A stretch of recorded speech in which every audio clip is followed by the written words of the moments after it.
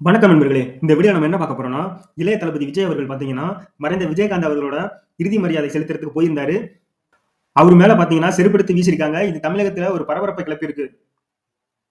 தளபதி விஜய் பார்த்தீங்கன்னா, வரக்கூடிய சட்டமன்ற தேர்தல்ல தனி கட்சி ஆரம்பிச்சு அரசியல்ல இறங்குறதுக்கான வாய்ப்புகள் அதிகமா இருக்குன்னு மக்கள் பேசிக்கிறாங்க. சில நாட்களுக்கு முன்பு நடிகர் விஜய் அவர்கள் பார்த்தீங்கன்னா, தமிழகத்துல உள்ள ஒரு சட்டமன்ற தொகுதியிலயும் முதல் மதிப்பெண் எடுத்த மாணவர்களுக்கு பரிசு வழங்கினார். அது மட்டும் இல்லாம நேத்து பார்த்தீங்கன்னா, விஜயகாந்தோட இறுதி ஊர்வலத்துல பங்கேற்றாரு. இன்னைக்கு பார்த்தீங்கன்னா, தூத்துக்குடியில வெள்ளத்தால பாதிக்கப்பட்ட மக்களுக்கு நிவாரணப் பொருட்கள வழங்கியிருக்காரு விஜய் அவர்கள். இவரு செய்யற ஒரு செயலையும் நம்ம பார்க்கும்போது, வருங்காலத்துல கண்டிப்பாக அரசியலுக்கு வரப்போறாருங்கிறது நிச்சயம். தமிழக அரசியல்ல விஜய் அவர்கள் கால் தடம் எடுத்து வைப்பதற்கு முன்பாகவே, இவ்வாறு செருப்பு வீச்சுகள் நடப்பது தமிழகத்தில் ஒரு மிகப்பெரிய பரபரப்பை ஏற்படுத்தியுள்ளது.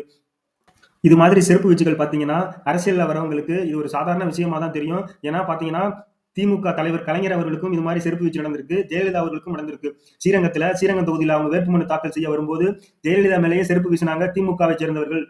விஜய் அவர்கள் தமிழக அரசியலில் கால் தடம் பதிக்க வேண்டும் என்றால், பல இன்னல்களையும், இக்கட்டுகளையும் சந்திக்க வேண்டி நேரிடும்.